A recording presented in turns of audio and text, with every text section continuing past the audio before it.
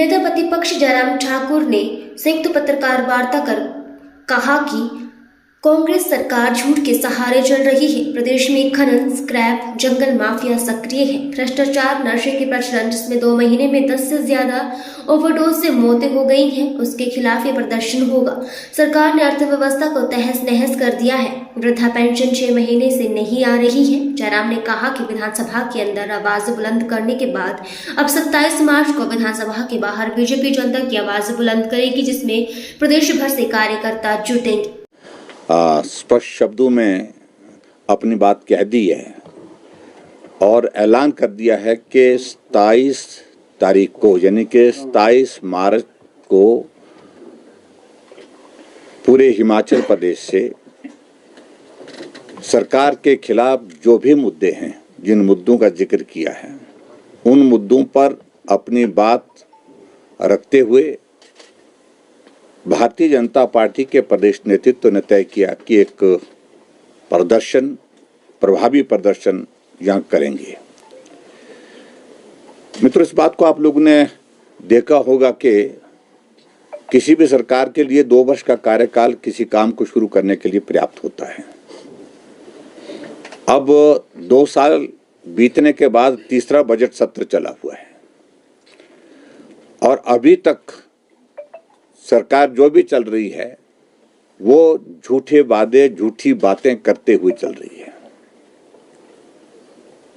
और इसी बात को लेकर के जो माननीय अध्यक्ष डॉक्टर राजीव बिंदल जी ने आपके सामने बात कही कि महामहिम राज्यपाल जी का अभिभाषण अभी जिस पर चर्चा चल रही है, उसमें भी बहुत सारी ऐसी बातें हैं जो हुई नहीं है, लेकिन उसके बावजूद उनने घोषणा कर दिया कि ये भी हमने कर दिया है, ये भी हमने कर दिया है, ये भी हमने कर दिया है। और जो प्रदेश में जो हम हालात देख रहे हैं, सबसे बड़ी बात है कि जो कानून व्यवस्था हिमाचल प्रदेश में है, रोजाना घटनाएं मर्डर की, आत्महत्या की, और दूसरा जो नशे का प्रचलन जिस कदर हिमाचल प्रदेश में बढ़ा है, ये सारे विषय बहुत गंभीर है और चिंता के विषय हैं। और सबसे बड़ी बात यह है कि जो जितने भी इन सारी चीजों से जुड़े हुए विषय हैं, जब उन पर हम चर्चा करते हैं तो सरकार की गंभीरता हमको विधानसभा के अंदर दिखती नहीं है। खनन माफिया, जंगल माफिया, और जिस तरह से कहा स्क्रैप माफिया, इस तरह के माफिया, ट्रांसफर माफिया, और अब तो लोगों ने सीधे सीधे पत्र लिख करके अपने एड्रेस के सहित जानकारियां सरकार तक पहुंचाने के लिए प्रयत्न किए हैं।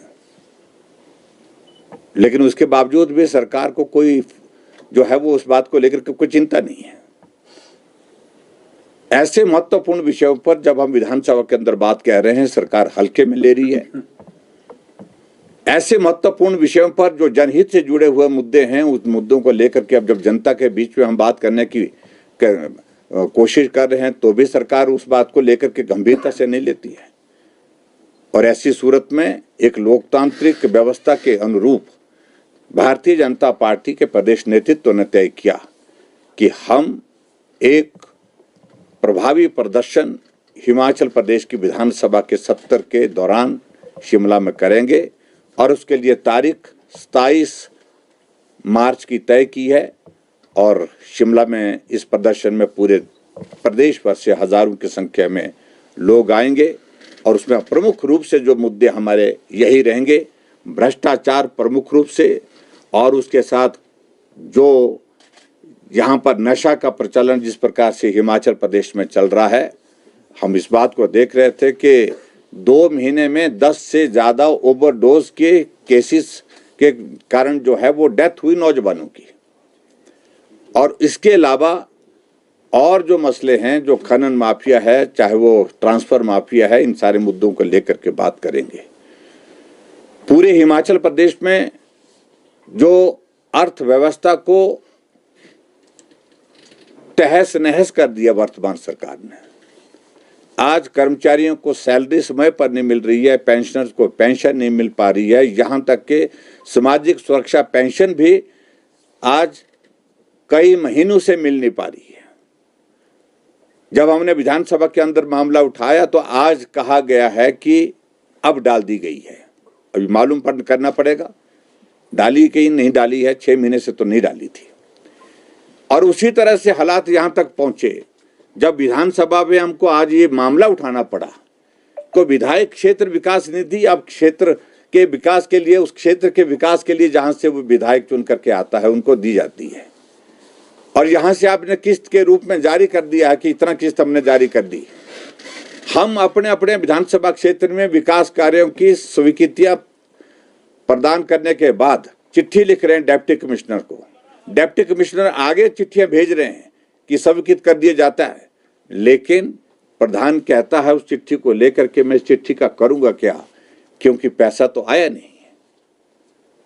जब मालूम किया तो मालूम किया कि ट्रेजरी में डायरेक्शन दे रखी है कि 10,000 रुपए से ज्यादा कोई भी रिलीज नहीं करनी है। और आज फिर उस बात को लेकर जब हमने ये मामला उठाया है, कहा है कि अब हम इसको विधायक निधि को नहीं रोकेंगे। ये तो हालात बन गए हिमाचल प्रदेश में, और इसलिए सारी चीजों को लेकर के हम हिमाचल प्रदेश में तय किए हैं पार्टी की ओर से कि हम प्रदर्शन करेंगे। अपनी बात विधानसभा के अंदर भी हम प्रभावी ढंग से कह रहे हैं, और एक जिम्मेवार विपक्ष होने के नाते हमने जितने भी मुद्दे हैं उन मुद्दों पर हमारे सभी माननीय विधायकों ने विधानसभा के अंदर अपनी आवाज बुलंद की है, प्रभावी ढंग से की है। और अब मौका आ गया है कि विधानसभा के अंदर बात करने के बाद विधानसभा के बाहर भी बात करनी चाहिए, इसलिए ये प्रदर्शन 27 मार्च को आयोजित किया जा रहा है। Thank you. देखिए, मेरे समय की बात नहीं है। आज तक जितने भी मुख्यमंत्री हिमाचल प्रदेश में रहे हैं, सीएम रिलीफ फंड के लिए कोई आपदा आती है उस वक्त के लिए मंदिरों से थोड़ा अंशदान, थोड़ा सहयोग लेकर के उन लोगों को, प्रभावित लोगों को मदद करने का काम करती है सीएम रिलीफ फंड के माध्यम से।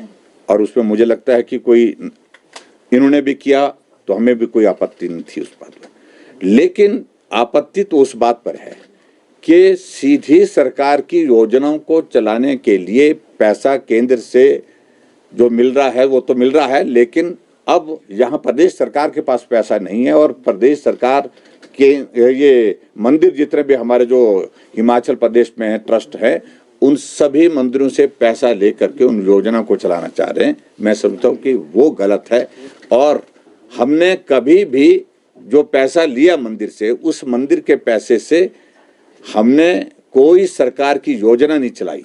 हमने गौसदन के संचालन, जो गौसदन पहले ही उस मंदिर ट्रस्ट के अंतर्गत काम कर रहे थे, हमने गौसदन के अलावा जो एनजीओ उस ट्रस्ट के सहयोग से वहां पर कहीं काम कर रहे थे उनको मदद करने की बात कही। इसके अलावा हमने कहीं नहीं कही। लेकिन यहाँ पैसा ले करके सरकार चलाना चाह रहे हैं, मंदिर का पैसा लेकर के सरकार चलाना चाह रहे हैं, विरोध इस बात का है। और दूसरी बात, एक तरफ से नोटिफिकेशन करके रखी है और दूसरी तरफ से उप मुख्यमंत्री कहते हैं कि मंदिर का पैसा नहीं लिया जाएगा, मंदिर का पैसा खर्च नहीं किया जाएगा, और पैसा लेना शुरू कर दिया है। मेरे विधानसभा क्षेत्र में हनोगी मंदिर में कर्मचारियों को सैलरी कई महीनों से नहीं मिली, लेकिन 5 लाख रुपए सुखाश्रय के लिए भेज दिया गया। नैना देवी से आज रणधीर जी ने अपनी बात कही थी, और पत्र भी दिखाया उन्होंने कि 1 करोड़ रुपए जो है सुखाश्रय के लिए भेज दिया गया,